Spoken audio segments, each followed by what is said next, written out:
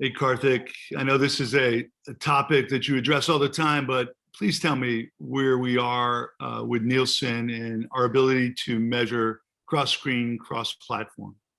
Yeah, thanks, Matt. The best way for me to provide clarity on this is to start with why we called our cross-media initiative Nielsen One.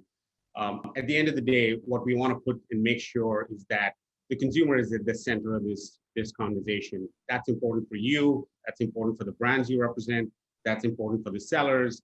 And that is foundationally the design we're applying to cross-media as a solution.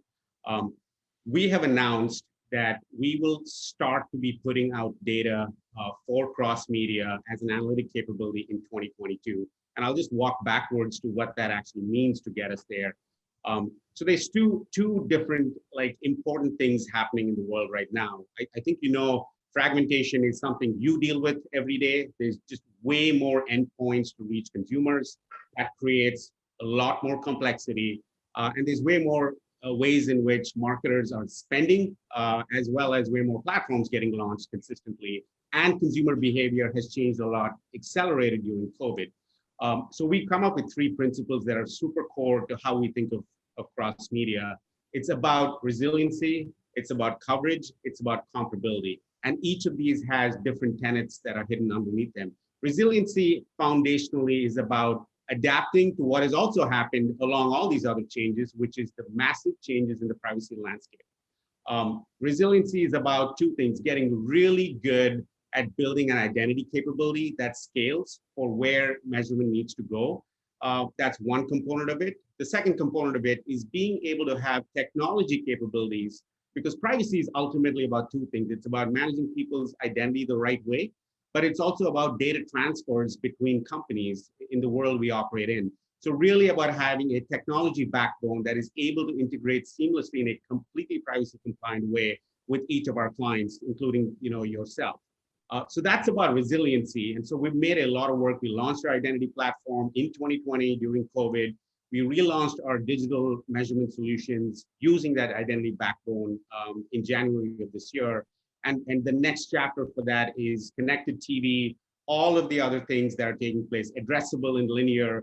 Those are all on the roadmap. So it's very important for us. I took us directly to coverage, which is where it's important for us to measure every other endpoint that exists in the way consumers are engaging with content and advertising. And then the final piece is about comparability. This is where it comes down to this concept of one. Deduplication is everything. It's the most important saying. I know this is so important for you guys as well, but understanding what is actually happening with one consumer and making sure we're deduplicating all of their experiences to connect it to one. Very important for the reach or frequency question. But this is on our roadmap that leads up to 2022 in the fall, where we actually start to put on metrics that piece all these together.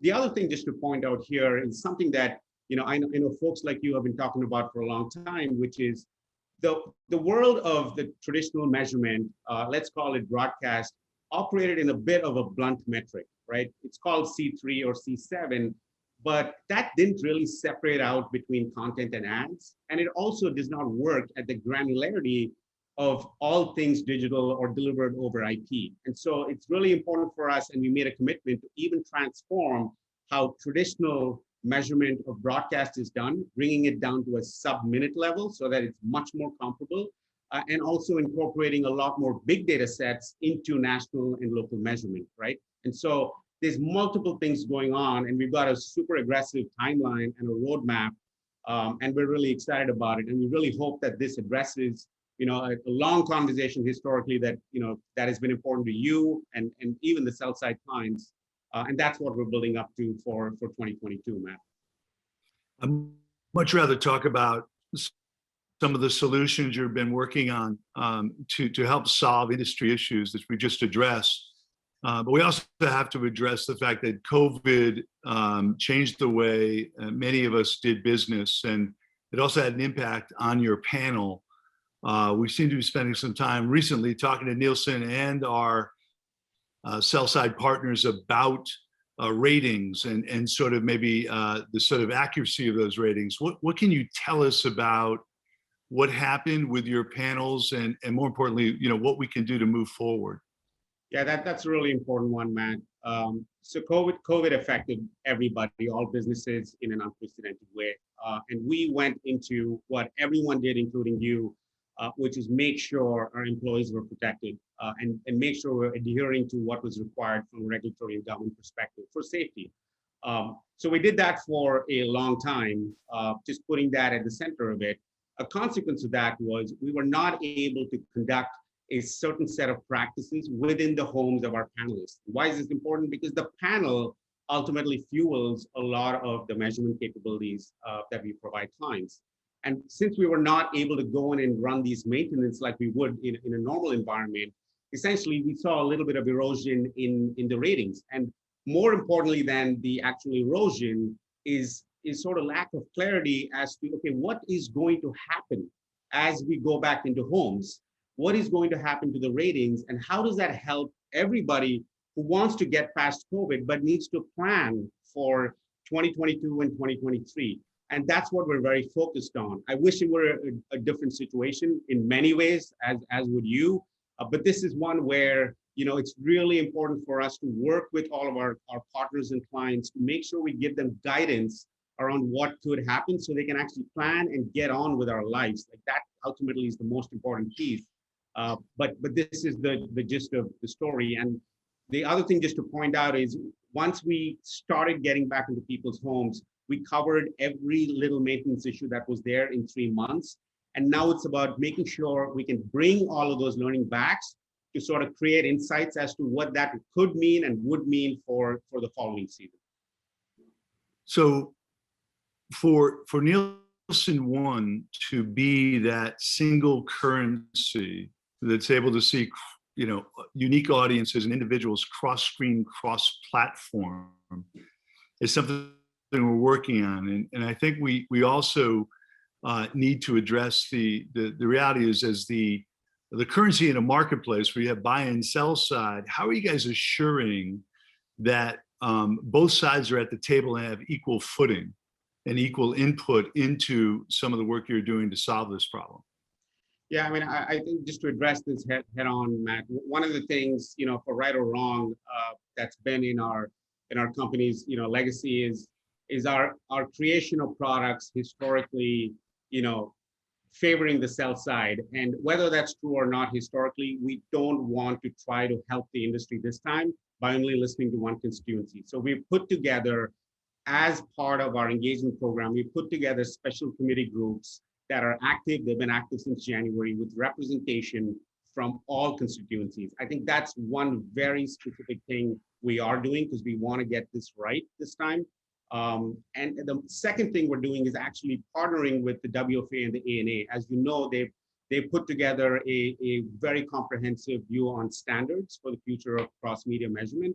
And so we're working very closely with them, which also should represent, separate from the sell side, but more importantly, also the buy side's perspective in what the standard should be for cross media. So we're coming at it in multiple different ways, but the most important thing for us is we've got to make sure we've got input from both sides so that this actually is helpful to both sides. That's ultimately how metrics get used more broadly, is when buyers and sellers actually understand and can collaborate. We've got to operate in the way while building the product, not just when we bring it to market. Yeah, so Matt, what are some of the biggest things that are important, not just from a cross-media perspective, but more importantly, like in the world of all of these new, endpoints, connected TV, all of the new platforms getting launched, all of the streaming platforms, what's going on in your world to simplify it? Because that, I understand, is a very important part of your agenda, is to create that simplicity for your company and for your brands. How are you thinking about organizing the way you approach the world in this context, Matt? I think within this context, it starts with identity, right? So, we come back to understanding who those individuals are that we, on behalf of our marketing partners, want to reach. And then being able to find audiences and leverage client first party data and other data sets that are valuable by the way, and I say valuable for a reason. But leveraging that data to reach and engage with audiences across screens, across platforms in meaningful ways. So it is about reach and frequency, but it's also about the impact of that reach and frequency. And so for us, it starts with identity, and then being able to leverage those audiences across all the various media partners in a way that allows us to optimize, but also to gather insights that we can feed back into our systems and processes to even be more effective and smarter about how we develop or expand audiences. And then as we start buying on platforms, when to bid, when not to bid, what creative to show. But I think all of that starts with identity, and then having a currency that is consistent across all of these different touch points is also vital. Karthik, I always enjoy our conversations. You've maybe a little bit more hopeful and optimistic.